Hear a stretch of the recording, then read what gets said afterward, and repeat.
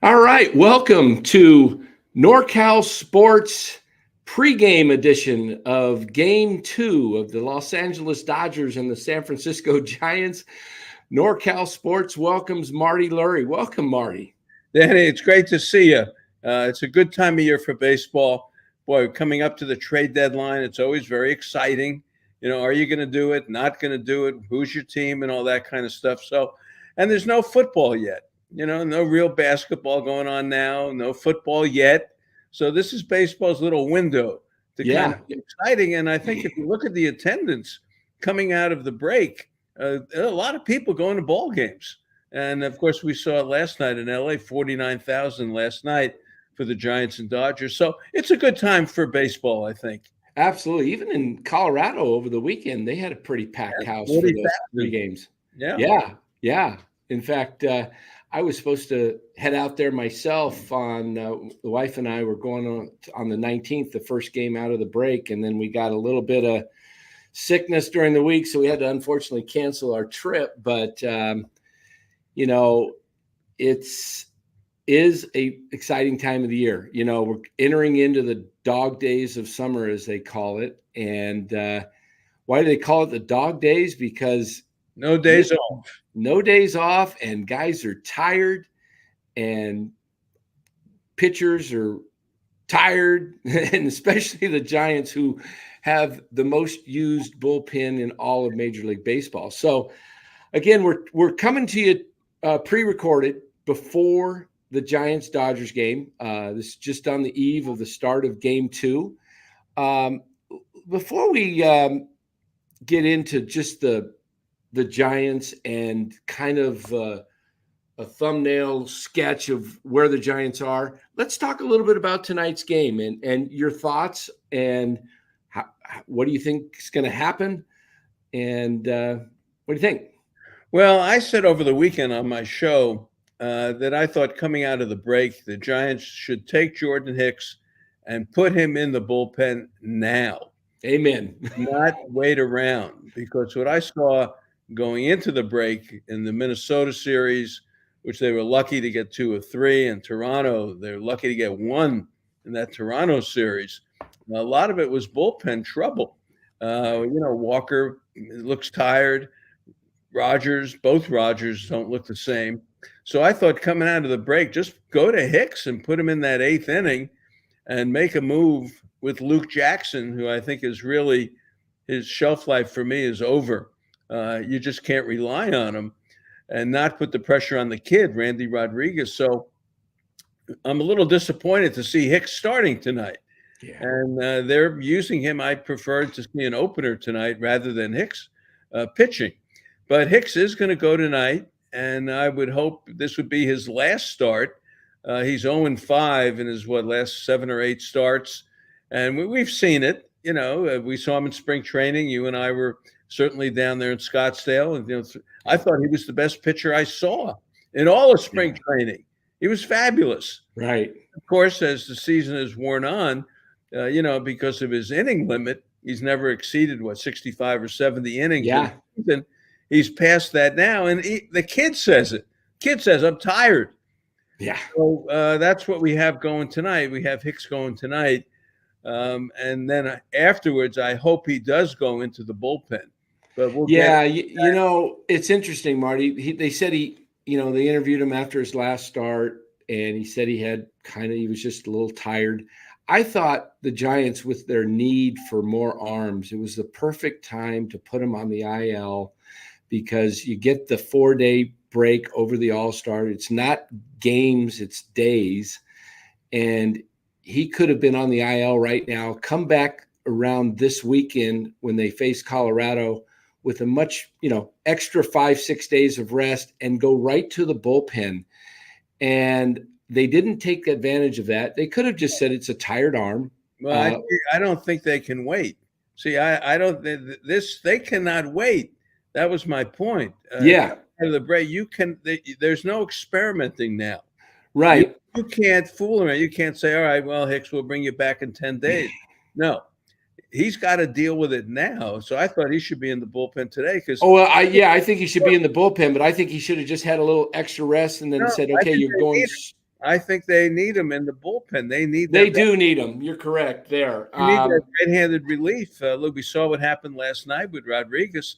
He throws it straight. He throws great. It's fast, but it's right over the plate. Yeah, you And can't fool big leg hitters with Hernandez, he had to see a few, but after he saw a few, boy, he yeah, was on the last one and just crushed it up the middle. right. So, they lost 2 or 3 to Colorado. So I think coming out of the break is where I would have made that move because you can't afford to lose now. These are games you got to win. Right. They are now 48 and 53, right? Yep, 48 and 53. And I'm looking at the wild card standings. Again, we'll say this all year long. We'll be saying this in the middle of September. Gee, one good week and they're back in it. Right. That's just the way this is going. There's the wild card standings right there. I mean, I think all 3 wild card. There you go. I think all 3 wild card positions are up for grabs. I think the Braves have really, really had a lot of injuries. And I've said this 2-3 months ago. This Brave team just didn't look the same to me without Strider, without Acuna. Now Albies is out, and the catcher was out for a while. So they're in it. But the real problem is there's so many teams in it with them. Right. And every day, they all can't lose. Correct. Some of them have to win every day because they're playing each other. Yeah. So what they have to do is they have to just keep winning. Right. And right. You can't look at the standing. You just got to keep winning, which is something they don't do. Yes. A great friend of your show, and you know him well, and he's been a friend of this show, Ned Coletti. Yeah. He says, you're 4 games out, but you've got to climb over 4 or 5 other teams. So that's not really a true 4 games out. That's right. And it makes it much more. Everyone's not going to lose every day. Exactly. So it makes it much more difficult. And, getting back to Jordan Hicks, Marty, here on NorCal Sports, I was excited. I was calling for the signing in the offseason of Jordan Hicks. I did not expect him to be a starter. When they signed him, I thought, sign him and make the most dominant back end in bullpen in baseball. You put the Rogers brothers, Walker, Hicks, and Duvall, that's a tough to get through. And I felt that when they started him, I said, he's probably going to do well, but he's going to fizzle because he hasn't pitched that many innings.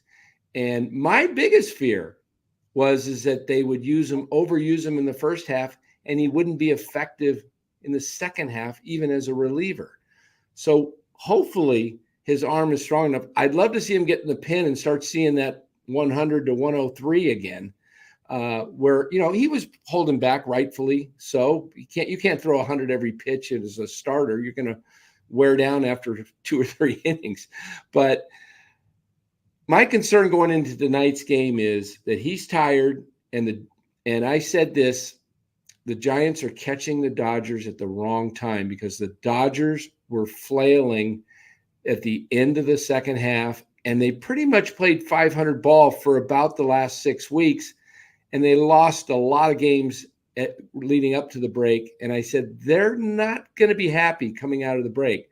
They're a focused team.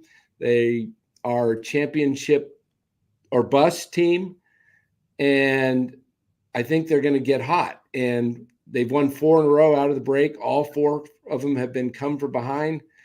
I'm a little worried tonight that the bats wake up for the Dodgers, and it's more something like a 7-2, 7-3 victory. I hope I'm wrong, but that's kind of what I'm seeing.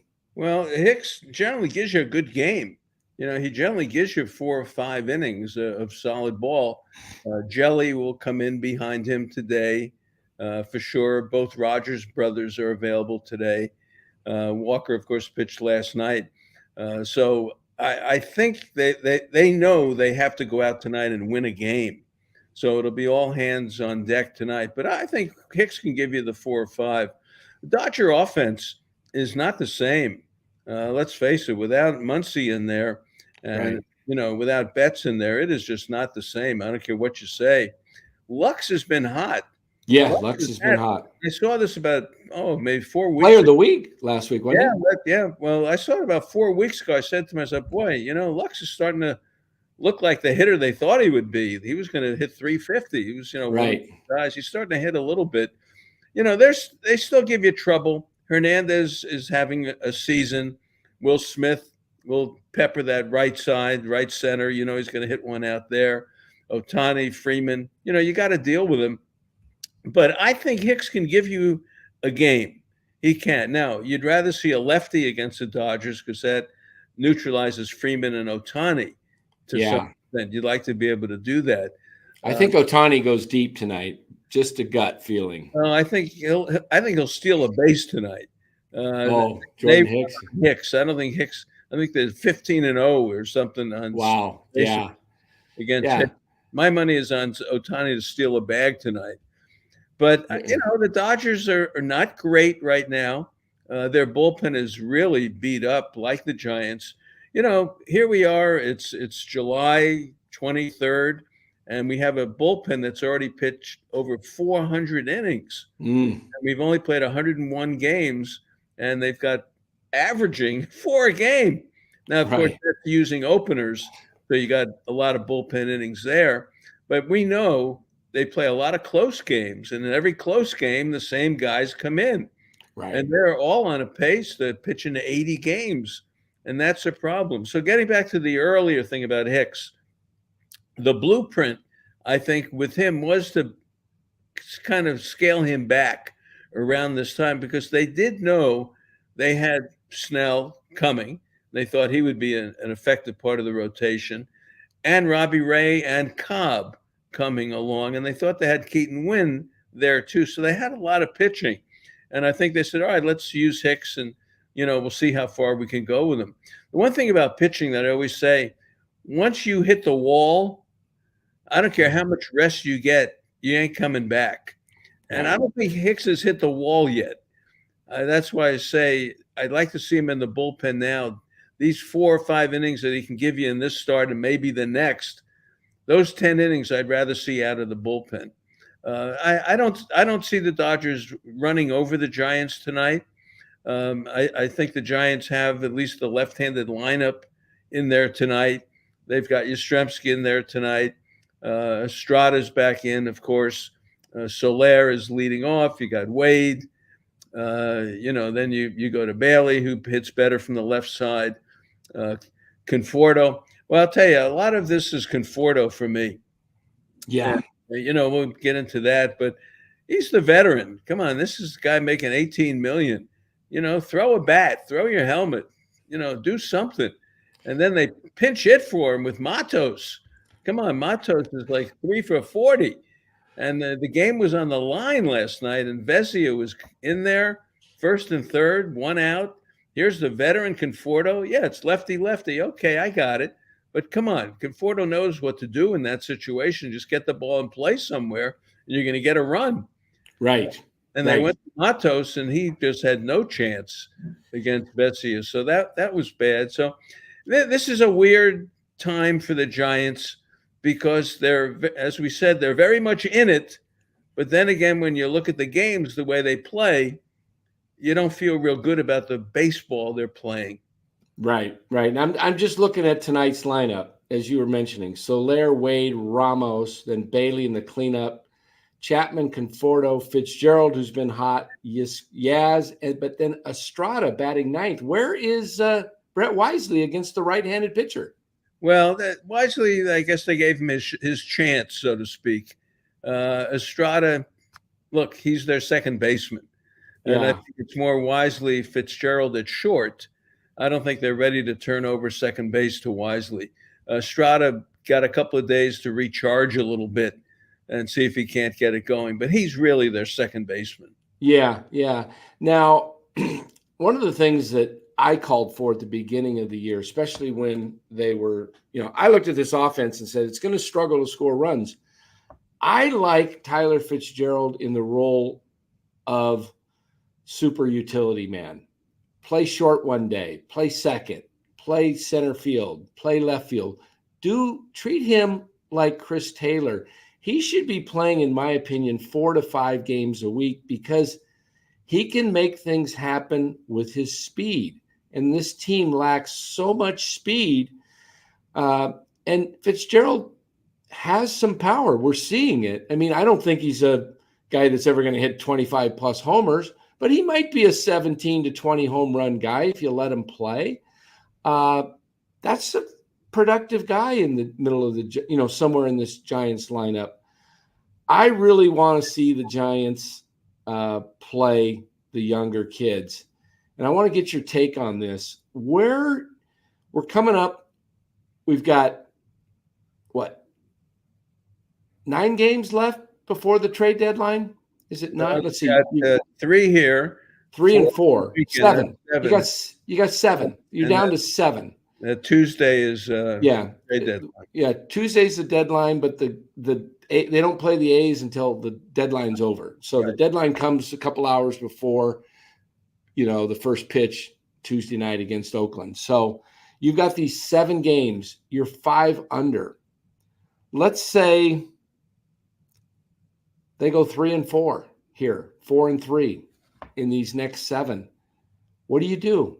Do you go for that third wild card and say, hey, we can maybe squeeze in with our pitching back healthy with a full 5-man rotation?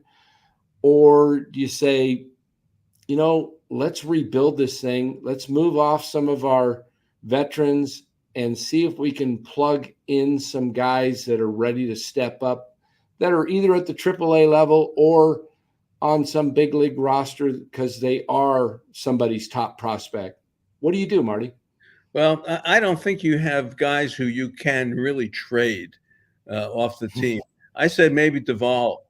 That's someone that, would have some value in the market as a relief pitcher. And I think he's been so shaky this year that, it may be time to move on from him. But look, this rotation, we saw it last night. They really should have won the game last night. That was the game.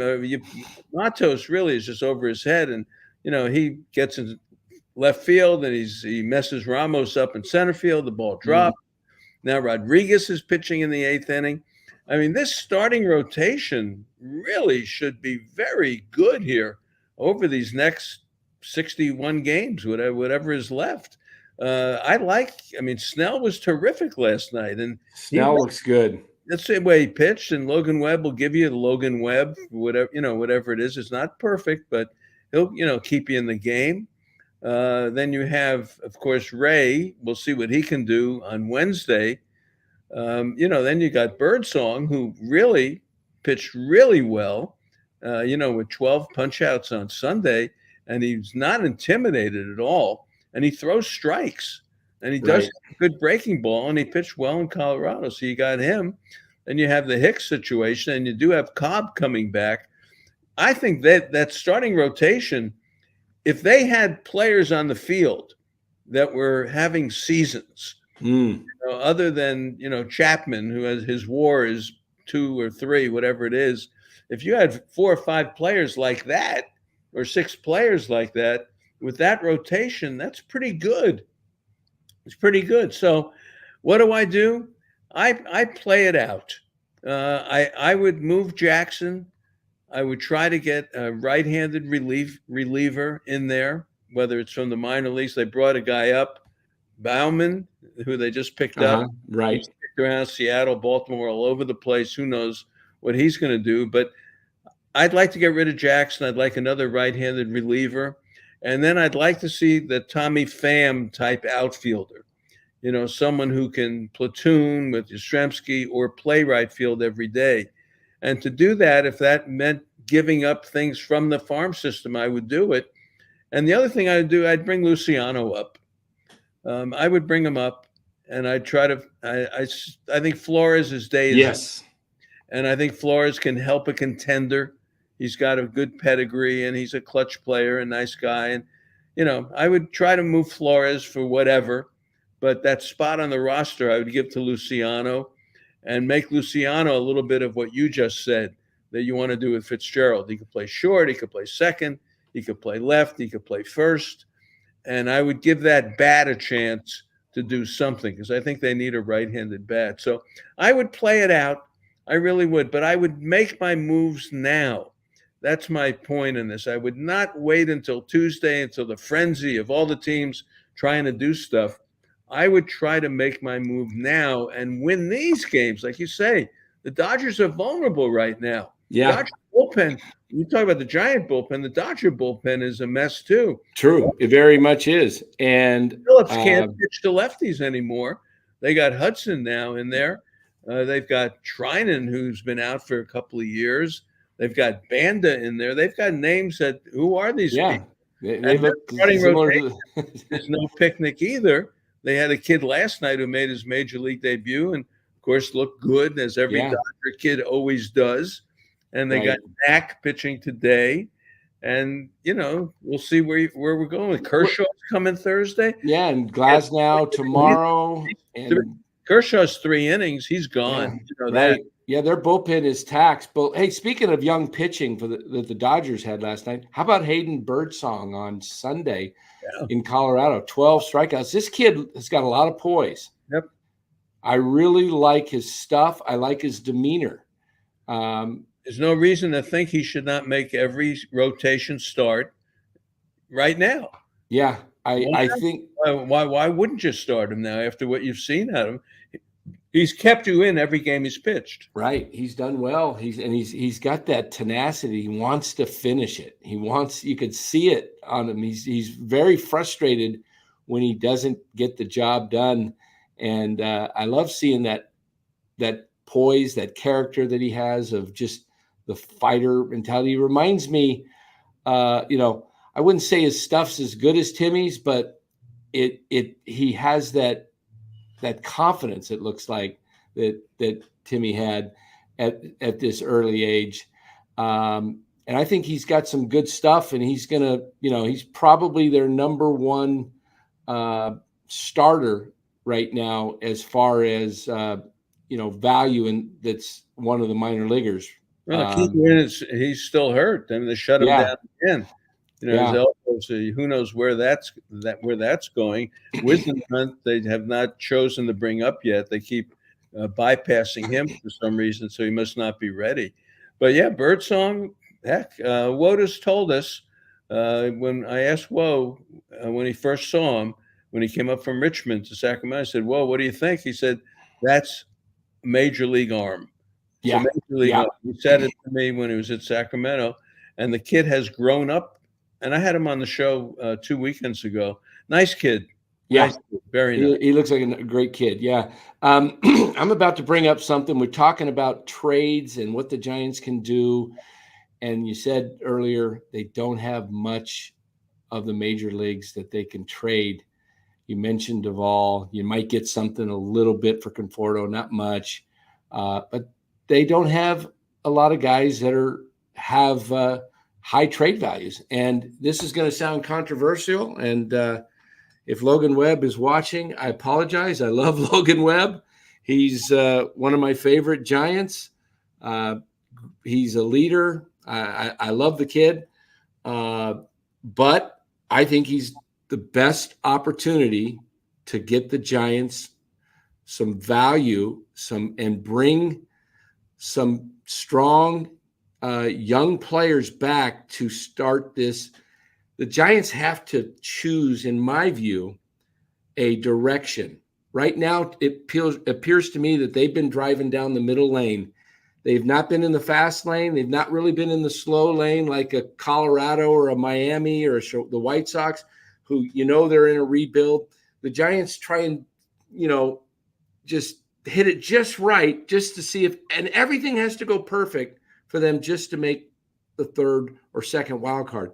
That's not what the San Francisco Giants should be, in my opinion. This is a top 5 franchise in baseball and should be competing for 90-plus wins every season. And so here's the trade.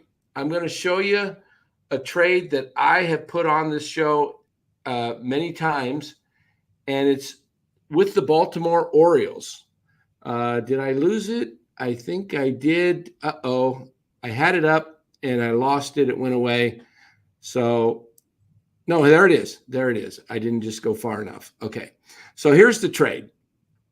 Logan Webb and Camilo Duvall. You could see the values equal 104. Just to give you an idea, the value of some players in the league is close to 200 based on their age and their how much control they have, or if they're signed to a contract. And if vice versa, if they're signed to a bad contract, their value is not too good.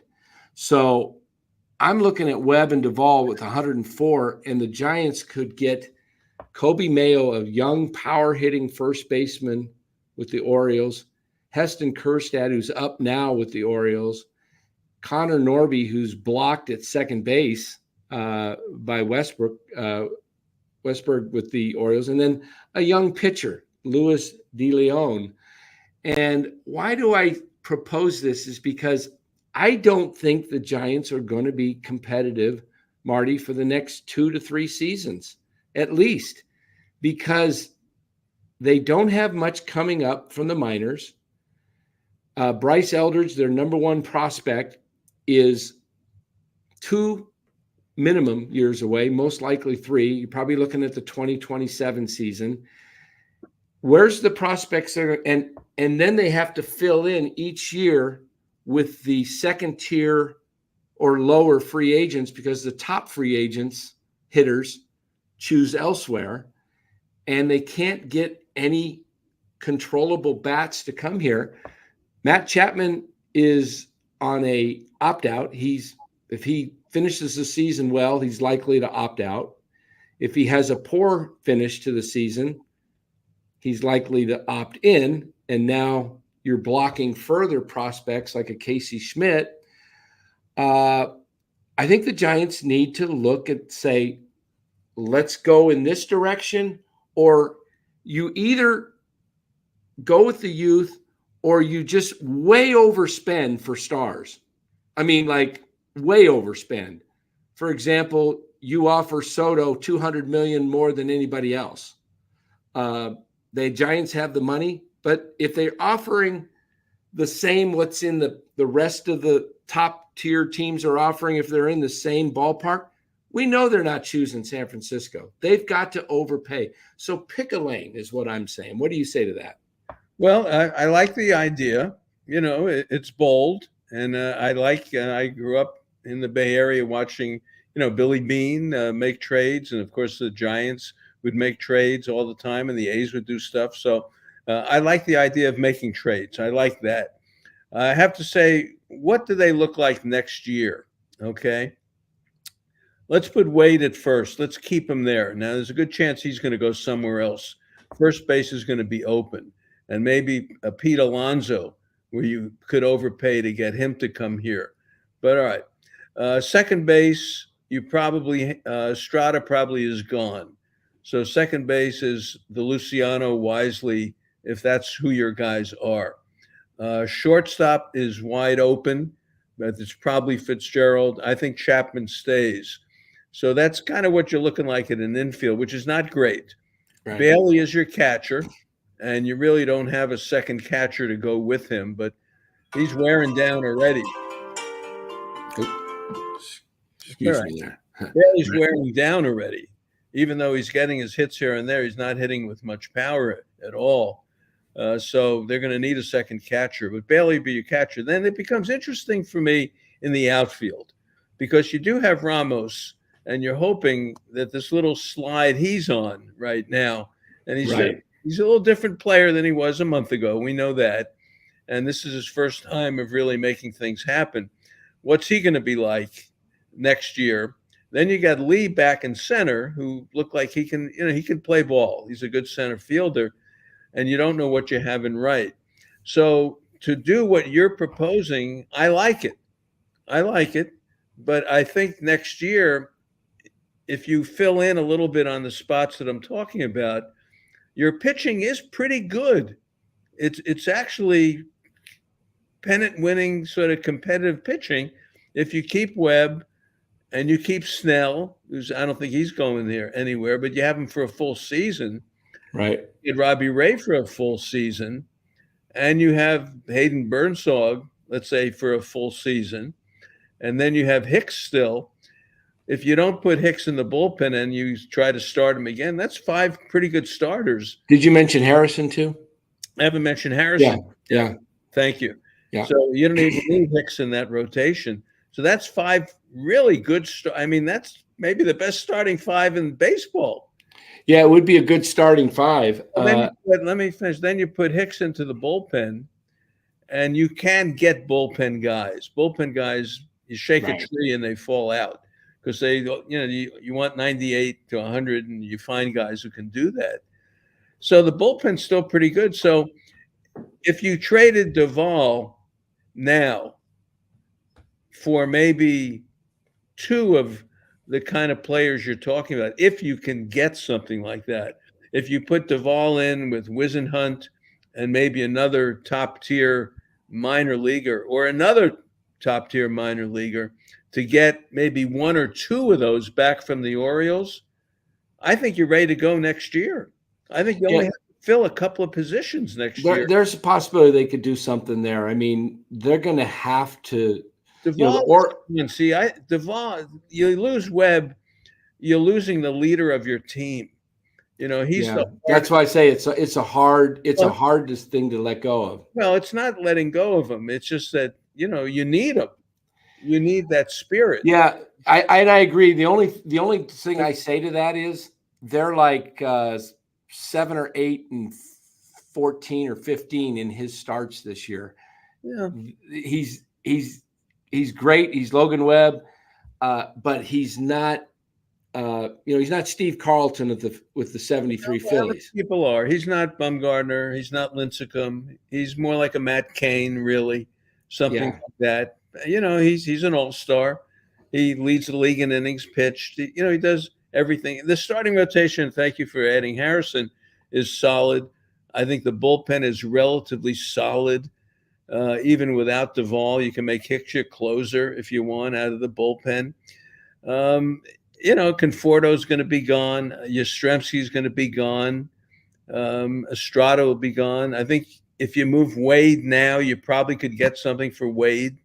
I think, I would move Wade now because I think Wade doesn't look happy to me. There's something about Wade. I don't know what it is, but there's something going on with him, and he's not really hitting with any power either. He doesn't. Yeah, he's not. The powers. I like the trade idea. Webb would be a little dramatic for me. It would be tough, but I think the Giants. Duvall is not impossible, and I would do it now, not on the off season, because let's face it, there are so many teams in this thing, and the Orioles need a closer desperately. Yeah, it reminds me the trade when I talk about Webb, it would kind of remind me a little bit of the trade that Brian Sabean first made with Matt Williams. Not really. I mean, you got Jeff Kent, who still had, Barry Bonds there. Yeah, you had Bonds, and you still had your team there. Yeah, you had some stars there. But Matt Williams, it was a big deal, but he was not the heart of the team. But I understand your point, and they called him an idiot, and Brian Sabean said, "I'm not an idiot." And Jeff Kent and Julian Tavares, and the other pitcher, I forget his name. Was Jackson in that deal? Mike Jackson, or was that the right-hander? I forget his name. Oh, Dave Burba. Yeah, Dave Burba. And so they got people back who turned out to be pretty good. Yeah. I mean, it was a bold move. Look, this is not an easy answer. But I think you got to do some. My point is, you're going to have a really good rotation here for the last 60 games, and you've got a lot of arms, and just don't overuse them. Get some legitimate reinforcements, but it's the team on the field that is just not clicking. Right. As much as we love Fitzgerald and give him his shot here, when it's Bailey hitting fourth, come on, Bailey's hitting fourth, and then Porto can't do anything right. And Chapman is terrific, but 95, neutralizes him. As I said with Wade, Ramos has slowed down. I don't know. That team on the field, they make mistakes, and they just don't hit. They just don't hit. But that's the thing with baseball today. Right. They don't have those. They just don't have enough for me in the meat of the order to make it happen. I just You know, don't see it. So think about this: what the Giants have to do to probably squeeze into the third wild card. I think it's last year it was 84 wins. Probably going to take somewhere right around that. yeah, They're going 80, to have to play. They're going to have to play 590 ball and yeah, go 36-25 in the right. final 61 to win 84 games. Very hard. And Very, we haven't seen anything close to that. well, and the other team, what's St. Louis going to do? They, who's really going to play that kind of ball in this whole crowd? Right. And You they know, play each other so much too, so they're going to beat each other up. yeah. It's one of the most unusual pennant races I've seen in my whole life. Usually I remember the American League in 1967. There maybe were Oh, even yeah. out of the 10 teams, 5 of them going into the last few weeks, 5 of them were still in contention. I mean, the Tigers Right. were still in there, Minnesota, Boston, the Orioles probably. Who else? I forget in '67. Yeah. The White Sox. Yeah. And they all were going down the stretch. Well, that was before division play, so whoever won went to the World Series. Yeah, you had to win. And this thing, because baseball has increased the playoffs, to 12 teams, that everybody's got a shot. Right. How do you feel about the third wild card? I like it. Why not? Yeah, I'm not a fan of it. You know why? I feel like it's fool's gold. It worked well for Arizona last year, but a lot of people say, "Hey, the Giants, look what Arizona did." But I don't see it's the journey, though. Yeah, It's and the, now I do think. Come on, look at the crowds in Pittsburgh. Yeah, 39,000, and tonight is Paul Skeen's night in Pittsburgh. Yeah, that's right. That's right. He's up against Lance Lynn tonight, I think. Yeah, let's say Louis. I'll say this: if the Giants make the playoffs, it's a big if, they will be a force because that means their pitching got hot. Well, that means they're not only that, but their hitting got hot. Yeah, their hitting got hot, but that's the deal. If they get in, all these things, somebody got crazy. Yeah, if they get in though, and those pitchers are pitching well. I'm talking Webb, Snell, Ray, Cobb, maybe Harrison. You're probably going to go with 4 in the first series. You're only going to go with 3. It's a 3-game set, but they could win 2 of 3 with Webb and Snell. Yeah, but you got to have the team to get there. Right, that's the problem. You got to have the defense and the team with home runs.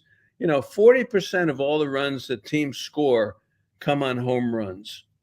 And the Giants now, they're sliding down in home runs. They're not hitting a lot of home runs lately. Yeah. So, if they got in, that would mean that Bailey had a great last 60 games. And Wade and all these people we're talking about, they all really came through and somebody carried them.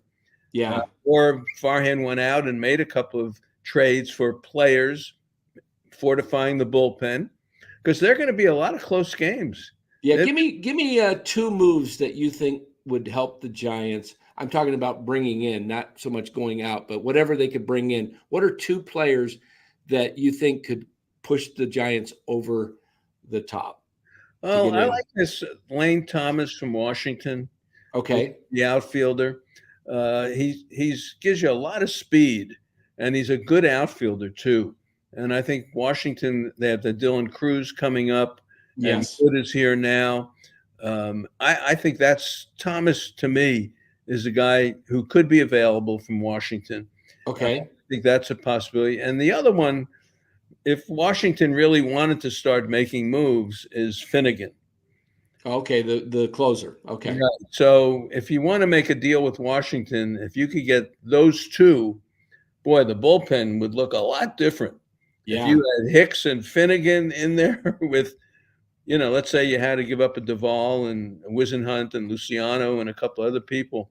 But if you brought in that outfielder and Finnegan, I'd feel a lot better about things with Okay. that. So those are two that come to mind. Okay. The Tommy Pham, to me, okay, but see, I don't think Farhan wants a rental. Yeah, he shouldn't. He shouldn't. And I hope he He needs doesn't. a player. I hope he doesn't trade Luciano unless it's for a star impact type player that's controllable beyond Well, this. who's Luciano? How are you going to have that kind of Yeah, leverage? Luciano doesn't have the value he He's once starting did. to hit now, though, at Sacramento. Yeah, He's starting to I hit. would not give up on Marco Luciano No, because I wouldn't want to. yeah, I say bring him up now. I wish they'd play I him. say You're right. send Flores out now and make Luciano the Flores. Yes, I would do that. I mean, I think that goes without saying, and It- I think they're going to do that. it's interesting because one of the things I've said on my show is that I think the Giants are making a mistake down in the minors and not giving reps to Marco at first base, because that is a position that you can plug him in. And, he's a shortstop, so he's got the athleticism to be able to handle first base. Heck, Bryce Harper's doing it. He's actually turned into a pretty good defensive first baseman. I think Luciano could learn it over the course of the month or so he's been down there, and then, fine tune it in the off season. You don't have a first baseman. You don't. And why not make a guy with a bat your first baseman? Sure. No quarrel with that.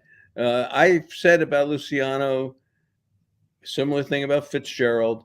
Fitzgerald has that speed and power. Wotus told us this last year. I said, well, who looks good at Sacramento? Last year, he told me Fitzgerald is the guy. He can have 20 homers, 20 stolen bases, and he's doing it. And the kid just has to learn a little bit. But Luciano's in that category. I say the bat plays. That's been my phrase with him. And I've said it last year. I've said it this year. The bat plays for me in the big leagues. He's like Ramos. Just give him a chance.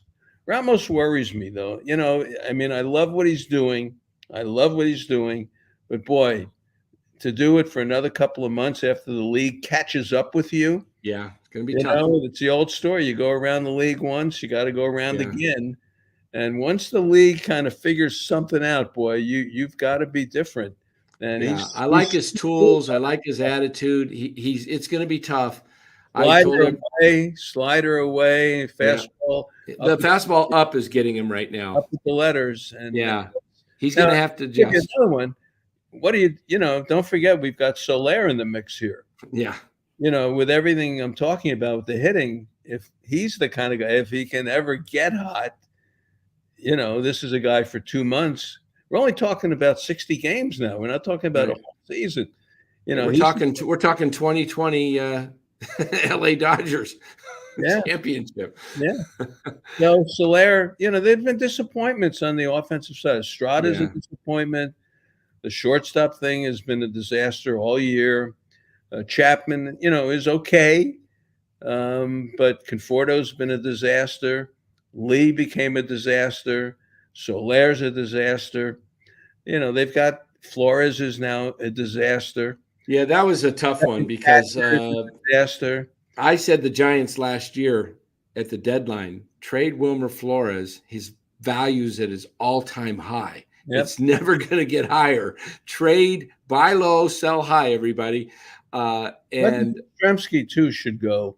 Yeah, they really should. Value, but he's another guy. He's in the semi-disaster category. He's a good defender, but great outfielder. But he's always ahead in the count. He's always 3-1, 2-1, 2-2, 3-1.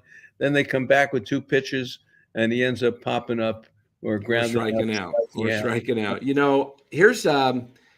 Here's a thought with the Giants. That's the problem, Danny. It's the offense.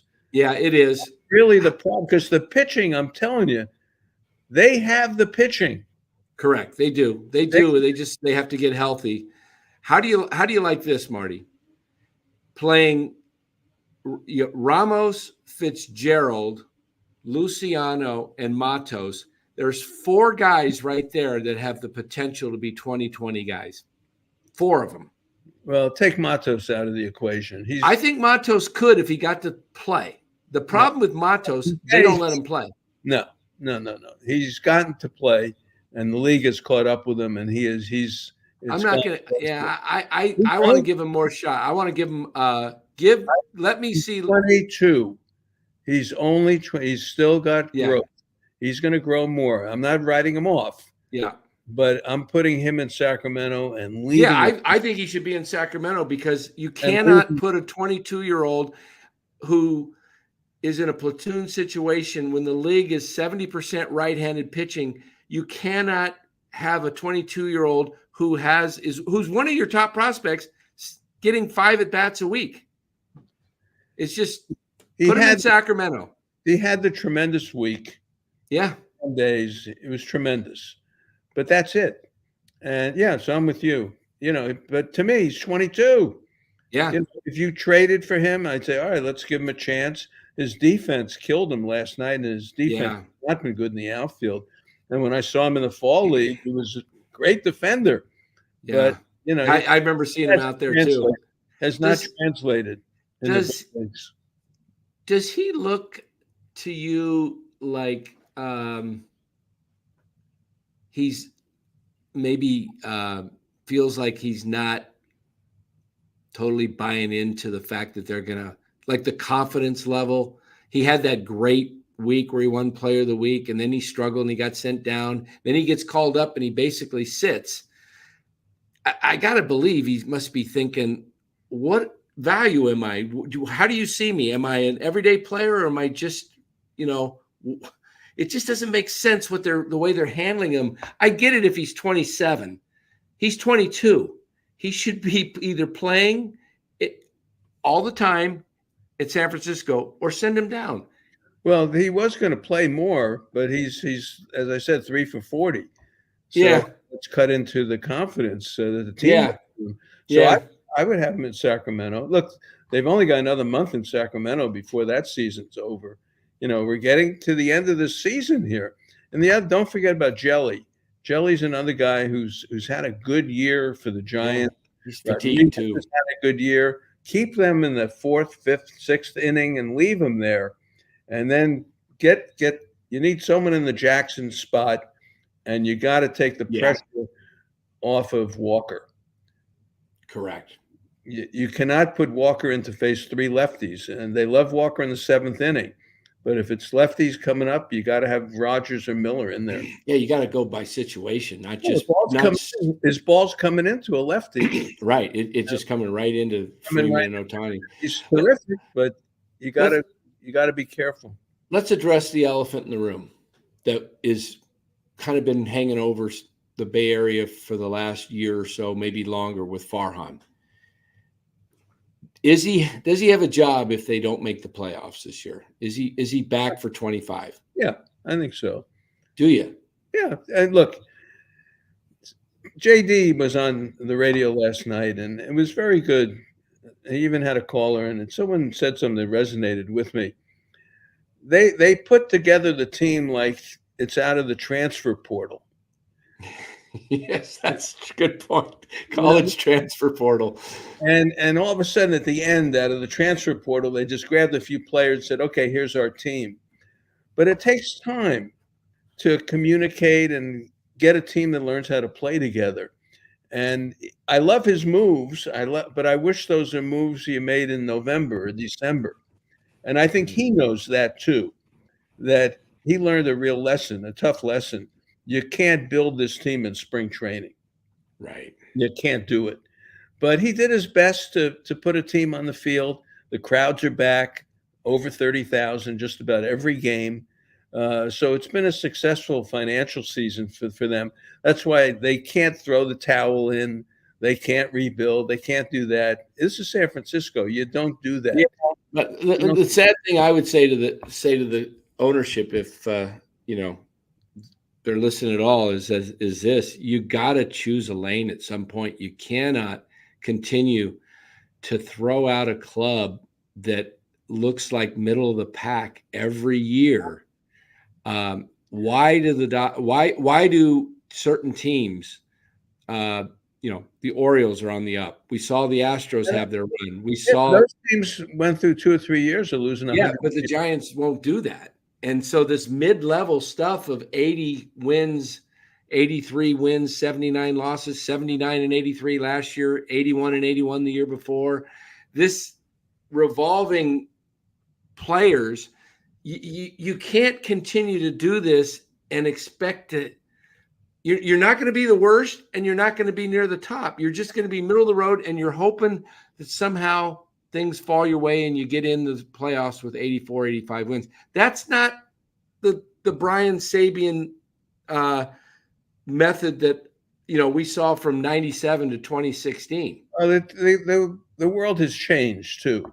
Look, Lincecum, Bumgarner, Matt Cain, Vogelsong, Jonathan Sanchez, the core four. Yeah. The pitching was fabulous. Freddie Sanchez and Uribe, Renteria, and Sandoval, Belt, Posey, Crawford, Pagan, Cody Ross, Pence. I mean, these were World Series players. Yes. They perform like it. We don't have that here. And he's But why? Because the game has changed. The guys, but other teams haven't though. But the guys I talked to, they brought in guys like that who were older, and the game was still an older game then. True. The game has turned into a younger, home run hitting, speed, 97. Everyone throws 97 to 100. You probably don't bring up a Romo today. I mean, Tyler Rogers isn't much of a stretch. So the game has changed. The Giants could do it in 08, 09, up to 10, and they created that team. But today, boy, you got to have the Ramoses. They've got to make it. You've got to have the Eldridges make it. You've got to have Tibbs make it. And you can't have them make it in 5 years. You got to make it in 2 years. Right. You're going to have these kids make it, and the young shortstop that out of Colorado they drafted. He's down here in the fall Arizona League right now. What was that? Martin? Yeah, Walker Martin. There you go. Thank you. Yeah, he's got to make it. He's a second round pick. Well, that's what's going to turn this around. Now Sam Hughes is here. He's a cross checker, and that's Gary Hughes' son. Gary was the great scout, the legend we called him. Sam has been very successful with the Cubs and the Yankees, and now he's here working. He's one of the best scouts around. And I saw him before the draft on Saturday, before the draft. And I said, just start drafting outfielders who are athletes. That's all and I said to him, and not that I know anything, but I said, in reading, this Tibbs guy looks like, he may be there for you. And that is who they pick. So maybe they got an athlete at FSU who can play, who is maybe 2 years, one in the minors and then up to the big leagues. Like we see, that's what they have to do. You can't miss with these players. And they took a stab at that kid out of Mississippi State with their 4th round selection that has the enormous power and potential. He won the Ferris Award. Yeah, they were saying that he was close to 80 in power and speed, which is his incredible combination. His swing's a little funny. Yeah, that's why he went to the 4th round. But he won the Ferris Award, and the Giants, that's for Boo Ferris, who was this great player out of Mississippi for the Red Sox in the mid-'40s. And it's given to the player in Mississippi who's the best player, so to speak. Yeah. And Chris Stratton won it. He was a Ferris Award winner. Okay, that's right, Chris Stratton. And this kid won it, so it says something about him. Yeah. So that's the deal. I would move in summary. I would move Duvall now. Okay.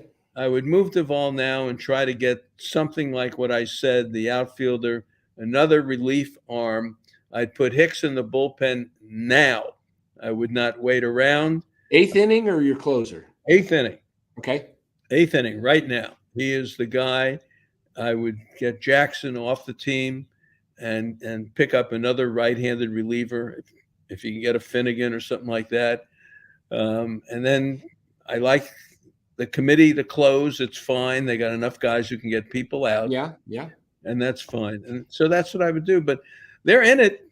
They have this pitching last. They should have won that game last night. Snell Yeah. gave them a great game. Yeah. Blake And Snell look, looks, maybe Hicks will give him a great game tonight, and then Ray tomorrow, and here we go. And then Harrison, and then Webb again, and Birdsong. yeah, I They think Birdsong pitches in this. they They got bring him back up for the Saturday doubleheader, one of those yeah, games, I think. they Yeah. will. Yeah, and Then they'll go right back down. well, probably, and Yeah. I don't know how they're going to maneuver the roster. Who knows? He does something every Yeah, day. they get that extra man for the doubleheader, I think. Seventh man, yeah. Yeah. But they've got the pitching. Now they got to get the offense going. Yeah, I think that's the biggest thing. I don't foresee the offense. Mistakes. I mean, Yeah. Soler, getting thrown out of third with nobody out. Yeah. All right, it's not the end of the world. It's the first inning, so you take a shot at it. Yeah. Their September schedule is pretty brutal too. Oh, September. Have you seen it? Yeah, I got it. Let me pull it up right here. The September schedule is. Yeah, I got it. There you go. Can you see mine? Oh yeah. I mean, they got they go. They're at home with Arizona to start and then on the road to 3 in San Diego, 3 at home against Milwaukee and San Diego at home. And then every team is in it. Yeah, then Baltimore and Kansas City, on to Arizona, and then the final 3. Brandon Crawford comes home. And they finish with St. Louis. Yeah, every team is in it. Yeah, their softest schedule is really they're in the middle of it right now. I mean, this series with the Dodgers is tough. My point. Don't wait around. Yeah, make the moves now. These are the games you have to win. And I said this on the weekend. Don't wait. Don't say, "Oh, let's see how they do in these next 7 games," and because they're not going to be that far away, no matter what they do. And we're going to be having this conversation in September. Correct. You give, as they say, you can't win a pennant in April, but you sure can lose it. Well, and they have squandered so many games by just not bringing in certain guys.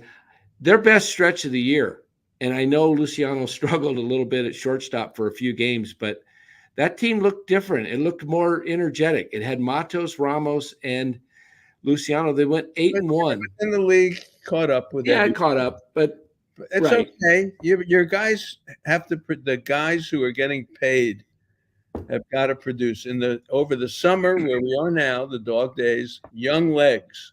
The young players have to help you because the veterans are getting tired. Young legs. Then in September, the veterans take over. Conforto, Soler, Chapman. Yeah. Now, are you back up in the city over the weekend with the Colorado series? No, I won't be up until August. Okay, till August. Okay, all right. So, we got these 6 remaining. Let's see, 7 remaining games. We're just shortly away from tonight's ball game, and we're looking at, again, we talked about Hicks going against the Dodgers and Knack. You got to win 2 of these next 3. You can't go 1-3 and come home 6 games under 500. No, you really can't. You should take all. You should win 4 against Colorado. You should. I mean, I think they have a good shot at winning 3 against Colorado. Well, you take 2 or 3 against the Dodgers and 3-1 against Colorado. That's 5-2, and all of a sudden now your record is 53-55, and you haven't lost much ground. You probably gotten closer to everybody. That 53. When you said 53-55, that's stamped in my brain. I was camping in 1987 with some friends, and the Giants had a 4-game series with the Cincinnati Reds at home. They were 53-55. They trailed the Reds by 4 or 5 games, I think. They swept them, and they went on to win 90 or 91 games. I can't remember what it was, but they won the division in 87. That's all right. from 53 and 55. They got super hot. They made some, but if you remember that season, Bob Quinn made some great deals at the trade deadline and or even before. He didn't sit around. That was the big year. That was that big 7-player blockbuster with Dave Dravecky and Kevin Mitchell and Craig Lefferts coming to the Giants and Chris Brown and Mark Grant and Mark Grant and yeah, some of those guys going to the Padres. But it wasn't just that trade. It was a few more. It was Rick Russell coming in. It was Bedrosian. He remade that team. I want to see some of that boldness happen with the Giants. So the Giants have claimed outfielder Derek Hill from Texas. He's, as Alex Pavlovich says, he hits right-handed, a spot currently occupied by Luis Matos. He was recently DFA'd by the Rangers. Derek Hill is now a member of the Giants. So that's kind of what I said. You know, they need that right-handed bat. Now, who is Derek Hill? That's a good question. Do you know anything about him? Let me pull him up here. Derek Hill, and he was with Texas. Yep. And he is, as we're talking, he's 28. He's got a year service time. And this year at Texas, 16 games, 45 plate appearances, 43 at bats, 11 hits. I got it right up there now on the screen. Oh, you got it. Okay. Okay, so that's his 24 season. On base of only 289. That's not very good. Got a couple runs. Let's take a look at his career, what he's got. Okay, so he spent last year with Washington, got 47 at bats, hit 170. The year before he was with Detroit, 83 at bats, hit 229. Really not much power. He's got a lifetime in 5 years of 349 plate appearances, 323 at bats, 75 hits, 7 home runs, struck out almost a third of the time, 101 times, 232 batting average. Kind of sounds like a Farhan special to me. Exactly. And Farhan and I talked about it, said, you know, you can't really do window dressing. If you're going to make a move, you got to make a move. So who knows what they're thinking about. But this is probably in Matos' spot. I assume Matos will be sent out. Sounds like it. But it's it's just, you know, I asked this question of my chat the last couple nights. And this is, you know, I think Farhan's a wonderful man. Seems like a really nice guy. I just haven't been impressed with the job he's done as a president of baseball operations. And Bill Parcells said it. You are what your record is. Yeah. So leave it at that. His record is what it is. So my question is, you know, name one impact player that he's traded for or even drafted. I mean, Bailey's good, but one guy that you just go, wow, we got ourselves a future star player and a perennial all-star. Who's that one player in 5.5 years that has come up that who's that Ellie Dela Cruz? Who's that Ronald Acuna?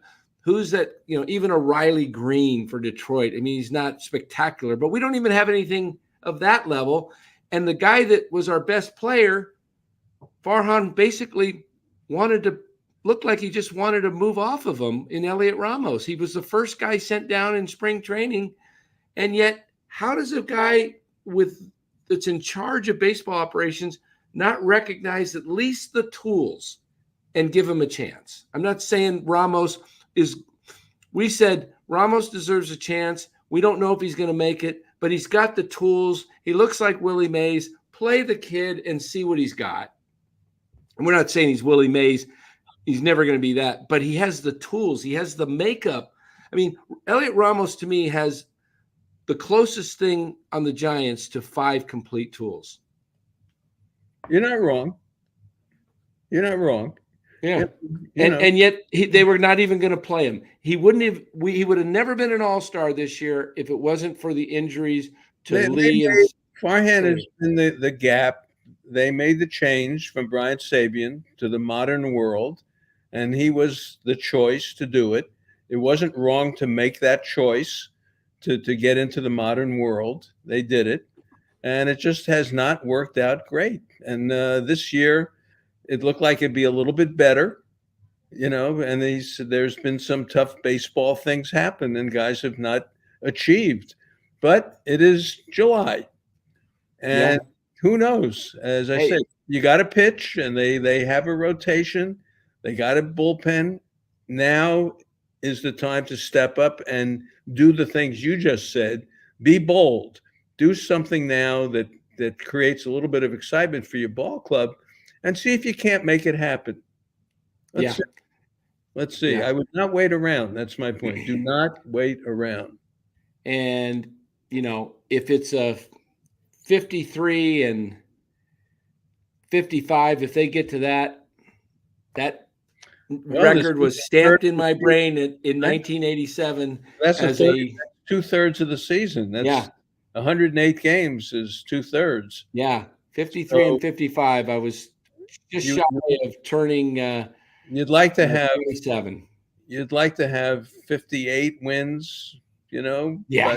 By that point, it's not going to happen. But you'd like to get in those high 50s at the two-third mark. Right. 54 would just be playing 500. And, right. and it doesn't look like they're going to get to 54 at the 108 mark. Yes. They got a long way to go, but it's fun. They pitch. That game last night, you're on the edge of your seat.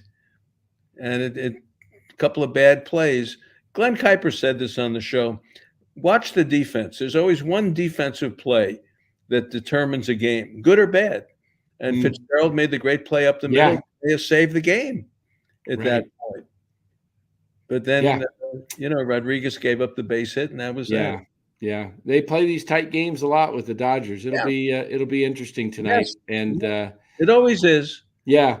Well, Marty, it's been great having you. We're going to have to get you possibly back on, maybe right before the trade deadline, and see if maybe we'll have something to talk about. That maybe the Giants Farhan will have made a move. Today's Tuesday, so the deadline's a week from today. Well, the deadline's over a week from today. Well, Derek Hill.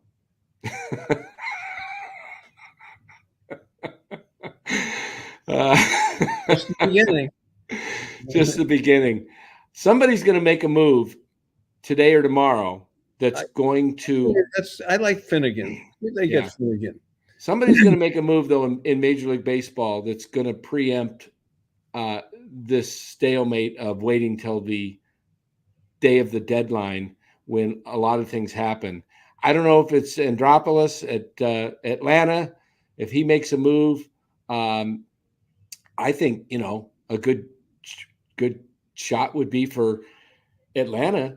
I think a good trade would be to make a move for a Michael Conforto or a Yaz or something along those lines, because they need an outfielder. They've lost so many guys, and maybe Estrada. Maybe Estrada's a candidate with Albies going out. Sure. I think you're right. Maybe you can get something there. Cardinals 1-0 on the Pirates in the bottom of the 7th. Cardinals have 2 hits, one of which is an Arenado home run. So they're 1-0 on Skeens. Wow. In the bottom of the 7th. The Marlins beating the Orioles. Padres 3-0 on the Nationals, which is probably good because the Nationals will, be forced to sell. Right. The Yankees 1-0 on the Mets at the end of 4. Phillies, Twins, no score. Rangers 2-0 on the White Sox. Diamondbacks 1-0 on the Royals in the first. So that's what we got on the scoreboard so far. So it's like this every night. One night it's the Cardinals, the Cubs. This is crazy, but it's going to keep your interest. While Larry Krueger is screaming about Brock Purdy and Ayuk, we're going to have this wild pennant race all the way. There we go. There we go. Well, it's been great having you tonight. I know we're just coming on before the game, and so this was pre-recorded. When are you going to play? Final thought on When are you on going to play tonight's. this, Dan? What's that? What time is this on? 10 o'clock. This will be on at 10 o'clock. Okay. 10 o'clock. All right. So, All right. All right. Let's enjoy the game. yeah, I'm hoping the Giants win, but I'm picking these guys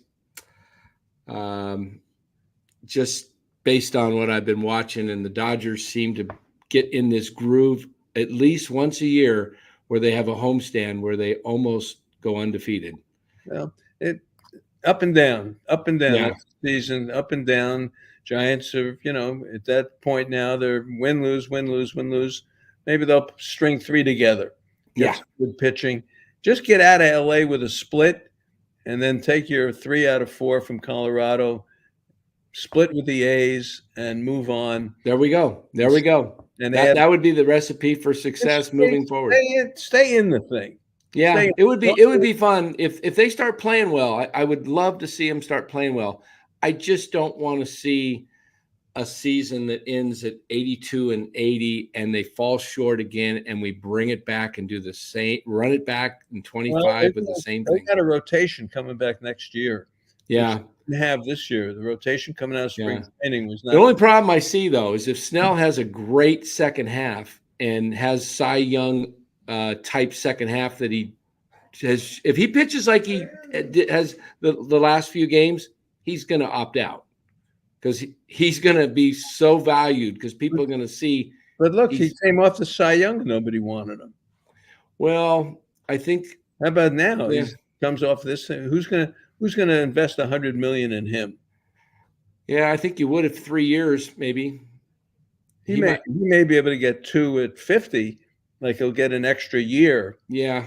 Instead of just having 30 in the bank, they'll have an extra 25 or 30 for the next year. But same thing with Chapman. No one's, these guys couldn't get contracts last year. True. That's why they may opt in, because they don't want to get set out on the side. They don't want to get Brandon belted. This rotation, if this stays the way it is, and it goes into next year with this rotation and this bullpen, I like it. Okay, good. We'll end on a good note, positive note. I like it. Thank you, Marty. Great to have you. All right. We'll be back after this was, again, pre-recorded. We'll be back tomorrow night after the Giants-Dodgers Game 3 with tomorrow night will be the debut of Robbie Ray. And so that'll be exciting. So we'll be back to talk about that tomorrow night, right after the Giants-Dodgers Game 3. Everybody, have a great night. Thanks for joining. We'll see you tomorrow night.